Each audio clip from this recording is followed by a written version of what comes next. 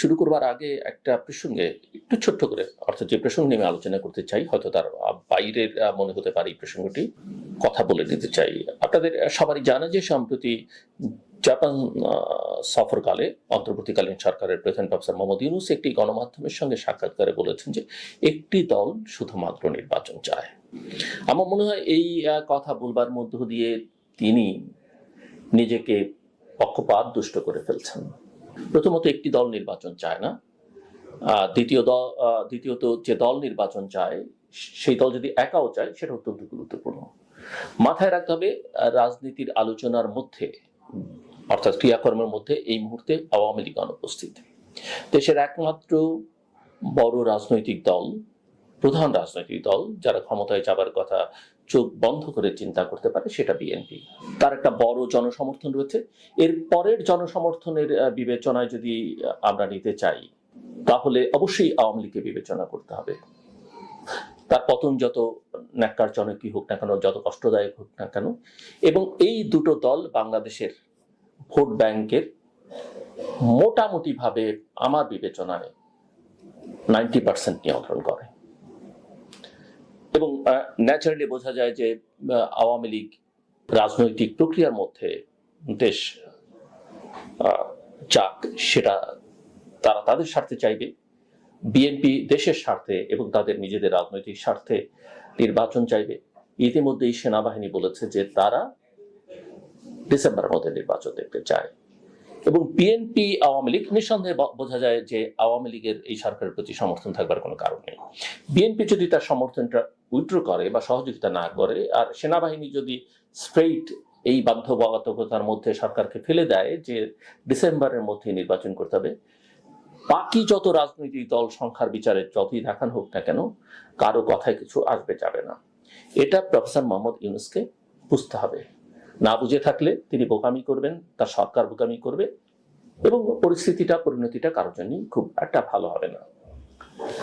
So আমি আশা করব যে এই ধরনের কথাবার্তা থেকে সরকার প্রধান এবং তার পারিষদবর্গ বিরত থাকবেন। যে প্রসঙ্গ নিয়ে আমি আজকে কথা বলতে চাই, হয়তো অন্যান্য প্রসঙ্গ খানিকটার মধ্যে আসবে। আপনারা নিশ্চয়ই লক্ষ্য করেছেন যে চট্টগ্রাম বন্দর নিয়ে আবারও শুরু হয়েছে উত্তপ্ত বিতর্ক। অথচ এখন রাজনৈতিক সংস্কার, নির্বাচনের রোডম্যাপ কিংবা অন্তর্বর্তী সরকারের ভবিষ্যৎ থাকা উচিত ছিল আলোচনা, সমালোচনার কেন্দ্রবিন্দুতে। কিন্তু তার বদলে দেশের অর্থনীতির সবচেয়ে গুরুত্বপূর্ণ অবকাঠামো, নিউমরিং কন্টেইনার টার্মিনাল এনসিটি, সেটাকে বিদেশি কোম্পানির হাতে তুলে দেওয়ার সরকারি উদ্যোগ এখন জাতীয় বিতর্কে রূপ নিয়েছে। বন্দর নিয়ে প্রচুর কথাবার্তা এর আগেও হচ্ছে, কিন্তু এত বিতর্ক কখনো হয়নি। চট্টগ্রাম বন্দর বাংলাদেশের অর্থনীতির প্রাণকেন্দ্র। আমরা সবাই জানি দেশের মোট আমদানি রপ্তানির 80% হয় এই বন্দর দিয়ে।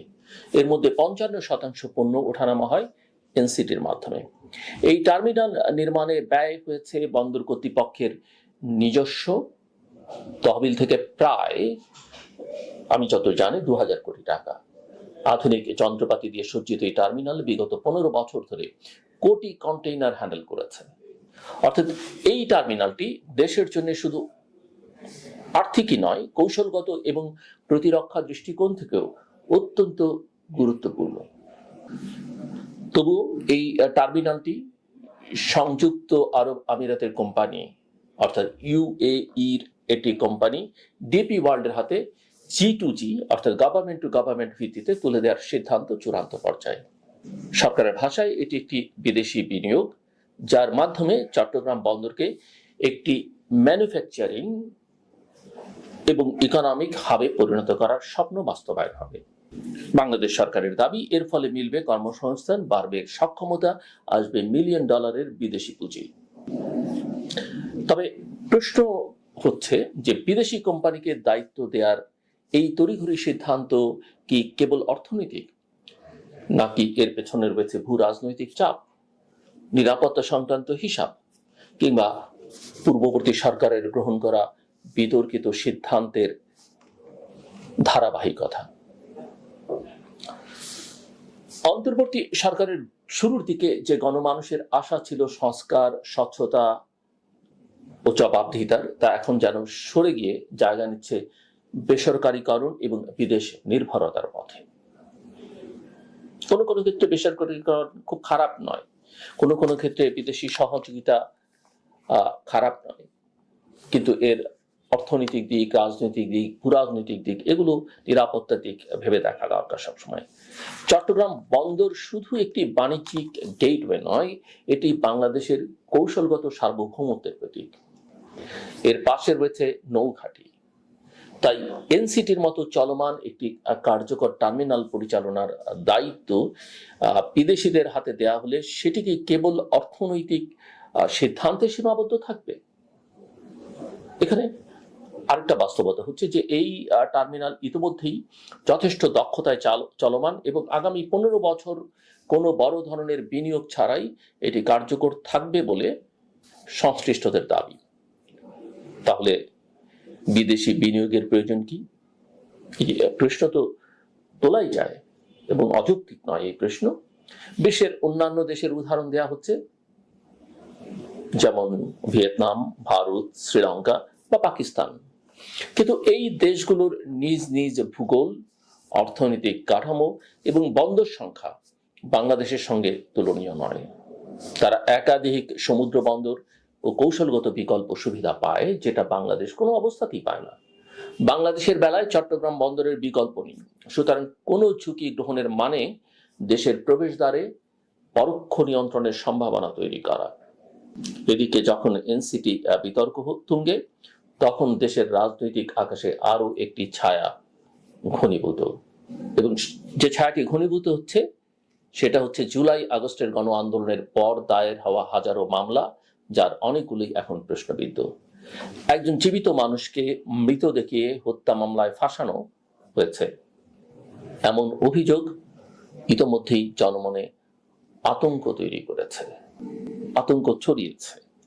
শুধু রাজনৈতিক প্রতিপক্ষ নয়, সাংবাদিক, সাংস্কৃতিক কর্মী, এমনকি অভিনেত্রী পর্যন্ত এইসব মামলায় গ্রেপ্তার হয়ে পড়ছেন নানা রকমের ভোগান্তিতে।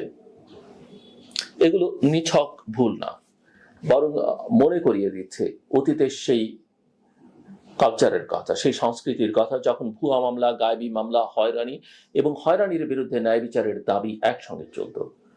অথচ এই সংস্কারমুখী সরকারের উদ্দেশ্য তো ছিল একেবারে আলাদা: সুশাসন, ন্যায় বিচার এবং মিথ্যে মামলা বন্ধের প্রতিশ্রুতি। আর সেই প্রতিশ্রুতি ধোঁয়ায় মিলিয়ে যাচ্ছে বলে অনেকে আশঙ্কা করছেন।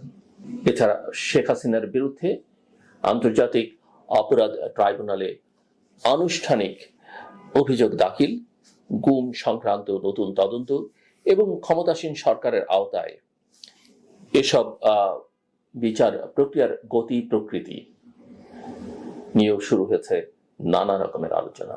অনেকে বলছেন বিচার হওয়া উচিত, কিন্তু সেটি যেন হয় যথাযথ প্রক্রিয়ায় এবং আন্তর্জাতিক মানদণ্ড অনুযায়ী। বাংলাদেশের বিচারিক প্রক্রিয়া এই দাবি অনেক পুরনো। এর ফাঁকে রাজনৈতিক দলগুলোর মধ্যেও শুরু হয়েছে নতুন বিভাজন। বাংলাদেশ জাতীয়তাবাদী দল বিএনপি ডিসেম্বরের মধ্যে নির্বাচন চায়, জামায়াত চায় এপ্রিল পর্যন্ত, এনসিপি চায় সংস্কারের পরে ভোট। এই মতবিরোধ রোডম্যাপ ঘিরে অনিশ্চয়তা বাড়াচ্ছে, যার সুযোগ নিচ্ছে বিভ্রান্তি ছড়ানো শক্তিগুলো। এই প্রেক্ষাপটে চট্টগ্রাম বন্দরের ভবিষ্যৎ আর দেশের অভ্যন্তরীণ রাজনৈতিক ভারসাম্য যেন একে অপরের সঙ্গে গভীরভাবে জড়িয়ে গেছে। বন্দর যদি দেশীয় নিয়ন্ত্রণে থাকে, তাহলে একে কৌশলগতভাবে ব্যবহার করে দেশের শিল্প, কর্মসংস্থান, এবং রপ্তানি বাড়ানো সম্ভব। অন্যদিকে এটি বিদেশিদের হাতে তুলে দিলে তাৎক্ষণিক কিছু আর্থিক স্বস্তি মিললেও দীর্ঘমেয়াদে তা হতে পারে চরম বিপজ্জনক। সর্বশেষ এই প্রশ্নটি আজ প্রতিটি দেশপ্রেমিক নাগরিকের সামনে দাঁড়িয়ে। গণ অভ্যুত্থানের মাধ্যমে যে পরিবর্তনের আশা সৃষ্টি হয়েছিল, তা কি নীতিগত স্থিতিশীলতা ও রাষ্ট্রীয় নিয়ন্ত্রণের দৃঢ়তার দিকে এগুচ্ছে, নাকি পুরনো অসচ্ছলতা আর দায়সারা সিদ্ধান্তের খপ্পরে পড়ে সেই আশাকে আমরা নিজেরাই হারিয়ে ফেলছি? চট্টগ্রাম বন্দর শুধু একটি স্থাপনা নয়, এটি আমাদের সার্বভৌম সক্ষমতার একটা প্রতিচ্ছবি। সিদ্ধান্ত নেবার আগে শতবার ভাবা দরকার এই বন্দরের নিয়ন্ত্রণ কাদের হাতে যাবে, আর সেই হাতগুলো কাদের হয়ে উঠতে পারে আগামী দিনে। এই ভাবনাটা অত্যন্ত জরুরি। শেষ করবার আগে অন্য একটা প্রসঙ্গে বলি। ইদানিংকালে আমি কিছু কথা বলবার চেষ্টা করছি আমার নিজের অভিজ্ঞতা থেকে। আমি আগেই বলেছি, ধর্ম সংস্কৃতি অনেক কিছুই পরনিন্দা পছন্দ করে না। পরনিন্দার একটা কুফল আপনি লক্ষ্য করবেন নানাভাবে। কিন্তু আরো স্পেসিফিক আমি একটা কথা বলতে চাই, এই যে পরনিন্দা সংক্রান্ত। চেষ্টা করবেন কোনো ব্যক্তির সামনে তার পছন্দের মানুষ, তার ঘনিষ্ঠজন, আত্মীয় স্বজন, বন্ধু বান্ধবদের সম্পর্কে নিন্দা না করতে। যখন আপনি নিন্দা করছেন তখন হয়তো আপনি দেখতে পারেন যার সামনে বা যাকে বলছেন, যার সম্পর্কে বলছেন, তাদের দুজনের সম্পর্ক হয়তো খারাপ, একেবারেই ত্যক্ত বিরক্ত।